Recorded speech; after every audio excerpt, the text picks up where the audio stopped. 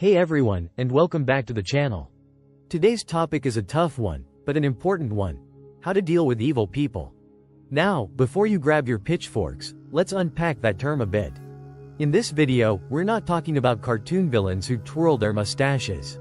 We're talking about people who exhibit harmful behaviors that can damage your well-being. These could be manipulative colleagues, gossipy neighbors, or even critical family members. So, if you're feeling drained, stressed, or even targeted by someone in your life, this video is for you. We'll explore 5 psychological strategies that can help you navigate these difficult interactions. But remember, some situations might require cutting people out completely. We'll discuss that too. Strategy number 1. The gray rock method. Imagine yourself as a smooth, gray rock. Uninteresting, unfazed, and completely unyielding. That's the essence of the gray rock method. This strategy is all about becoming emotionally unresponsive to someone who thrives on drama or negativity. Here's how it works. First, minimize your responses. Keep your words short, factual, and devoid of emotional reaction. Don't get drawn into arguments or justifications. Second, maintain a neutral expression. Don't give them the satisfaction of seeing you bothered. Third, change the subject. If they start negativity, politely but firmly steer the conversation elsewhere. Here is an example. Your coworker constantly criticizes your work. You use the gray rock method by simply acknowledging their feedback by saying, "Thanks for pointing that out," and focusing on solutions by saying, "I'll double-check that before submitting." This method is particularly effective for people who feed off your reactions. By becoming emotionally unavailable, you take away their power. Additionally, the gray rock method can be surprisingly disarming. When you refuse to engage in their drama, they might eventually lose interest and move on to someone else who offers a more emotional response. Strategy number 2. Set boundaries. Boundaries are invisible lines that define what you will and won't tolerate. Let's be honest, some people just don't respect boundaries unless they're explicitly set. Here's how to do it. First, identify your boundaries. What behaviors are unacceptable to you? Is it constant negativity, gossip, or personal attacks? Second, communicate clearly and calmly. Tell the person what behavior is crossing a line and what consequences will follow if it happens again. And third, be prepared to follow through. If they violate your boundaries, enforce the consequences. This might mean limiting contact, not responding to provocations, or even ending the relationship entirely.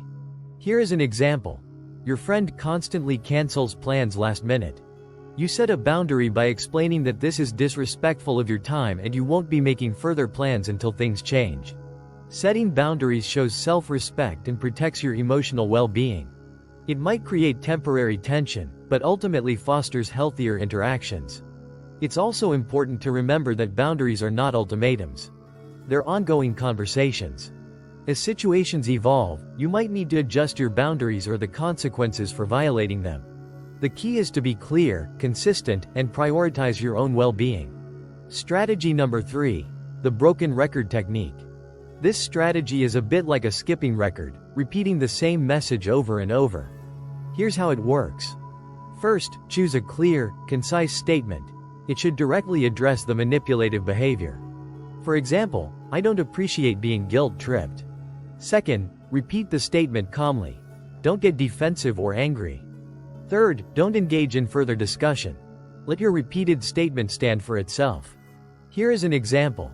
A family member constantly uses guilt to get you to do things. You use the broken record technique by calmly repeating, "I understand you're disappointed, but I'm not comfortable with that." This technique helps disarm manipulation by refusing to get caught in emotional tangles. Persistence is key. The manipulator might try different tactics to get a rise out of you or break you down. But by calmly and consistently repeating your message, you demonstrate that you won't be swayed. This can be frustrating for the manipulator, and they may eventually give up. Strategy number 4. Limit contact, when necessary. Sometimes, the only way to manage someone is to limit or even eliminate contact entirely. This is a tough decision, but it can be crucial for your mental health. Here are some signs you might need to go low or no contact. Constant negativity or criticism. Manipulation and guilt trips. Threats or emotional abuse. Invasion of privacy. Remember, you have the right to protect yourself. It's okay to distance yourself from toxic people, even if they're family. Consider seeking support from trusted friends, family, or a therapist who can help you navigate this process. Going low or no contact can be emotionally challenging, especially at first. There might be feelings of guilt, sadness, or even loneliness. However, with time and support, you'll likely experience a significant improvement in your well-being. Remember, a healthy life is surrounded by positive and supportive people. Don't be afraid to create that space for yourself, even if it means letting go of toxic relationships. Strategy number 5. Focus on yourself. Let's face it, you can't control other people's actions, but you can control your own reactions. Here are some ways to strengthen your mental resilience in the face of toxic people. First, practice self-care. This is your foundation. Make sure you're getting enough sleep, eating healthy foods, and exercising regularly. Prioritize activities that bring you joy and relaxation, whether it's reading a good book, spending time in nature, or listening to music. When you take care of yourself physically and emotionally, you're better equipped to handle challenging situations. Second, develop healthy coping mechanisms. When you're bombarded with negativity, it's easy to feel overwhelmed. Find healthy ways to manage stress and difficult emotions. Techniques like meditation, deep breathing exercises, or journaling can be incredibly helpful.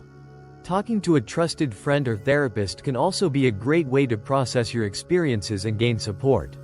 Third, cultivate positive relationships. Surround yourself with people who uplift, inspire, and support you. Spend time with those who make you feel good about yourself and who genuinely care about your well-being.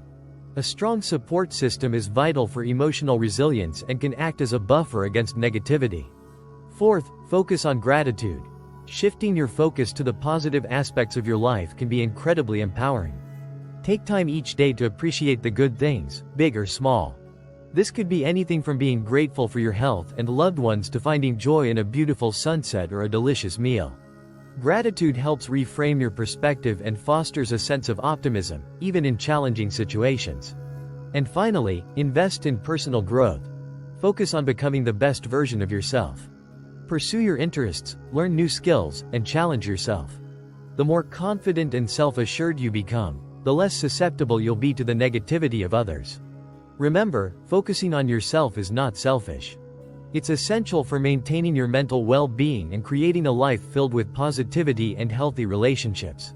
By prioritizing self-care, developing healthy coping mechanisms, and surrounding yourself with supportive people, you can empower yourself to thrive, even in the presence of challenging individuals.